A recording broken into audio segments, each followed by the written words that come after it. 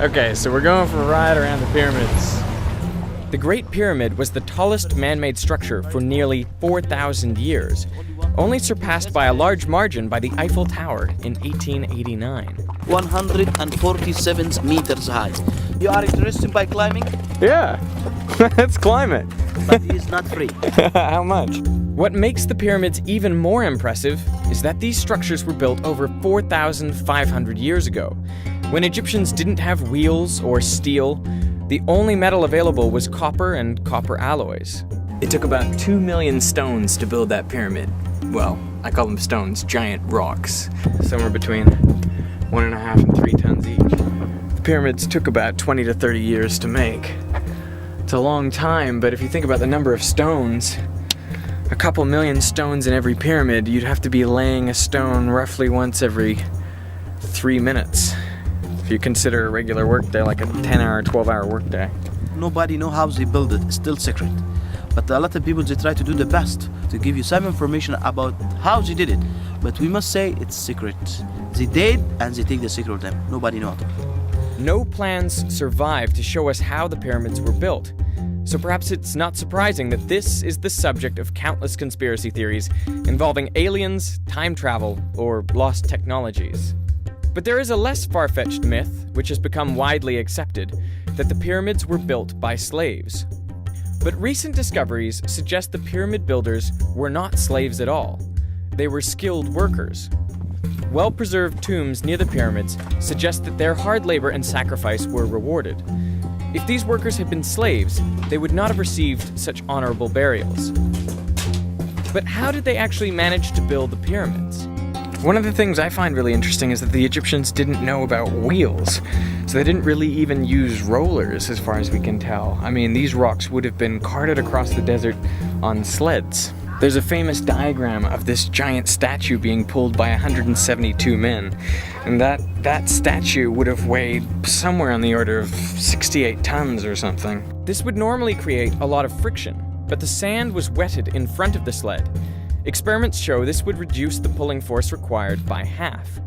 The internal stones of this pyramid are all limestone, which is a bit softer and easier to work. You can imagine them working it with those copper chisels that they had. Some of these blocks may have been actually sawed through using copper saws. Now you wouldn't think that copper could really cut rock, but if you put an abrasive in there like a sand, you could actually wear away the stone. Probably be a very difficult and labor-intensive job.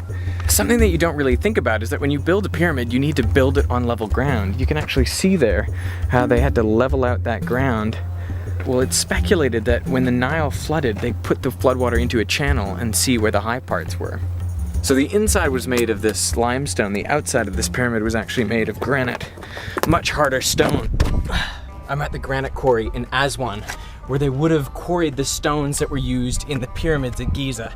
Now that is an incredible feat because this is nearly 1,000 kilometers away from Giza. And when the Nile flooded, water would come right through here so that they could move all the stones quarried here, this granite.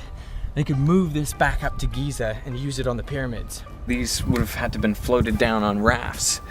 Now, quarrying this would have been really hard. Granite is one of the hardest rocks because it contains quartz, and quartz on the hardness scale is about a 7, where diamond is a 10.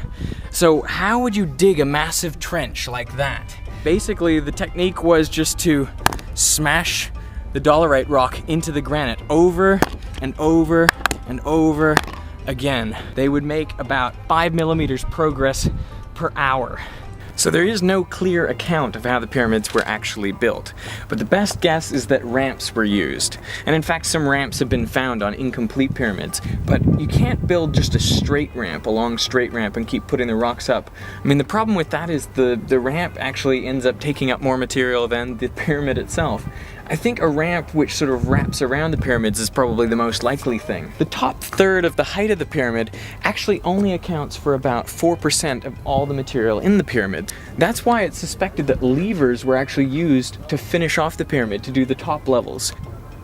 Now the pyramids have clearly weathered, but in the past they would have been a brighter white because they would have used a white limestone to cover the whole face of that pyramid.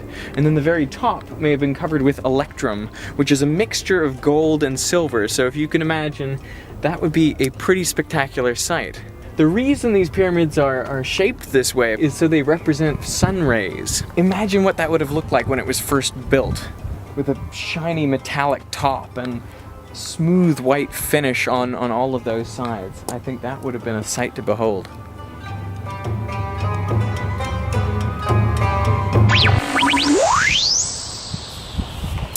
Hey, I hope you enjoyed that video. I filmed it earlier this year when I was in Egypt. Now I'm currently in Melbourne, Australia, and tomorrow I am flying to the US.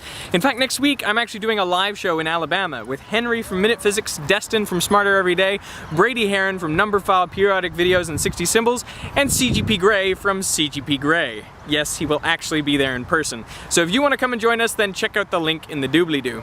You know, on all of these long flights, I always need something to help me pass the time, and I know what I'm going to be doing tomorrow. I'll be listening to the brand new audiobook from Bill Nye. The book is called Undeniable: Evolution and the Science of Creation, and he actually narrates this book himself, so I can't wait to listen to it. And if you want, you can download this book for free by going to audible.com/Veritasium, or you can pick any other book of your choosing for a 1-month free trial.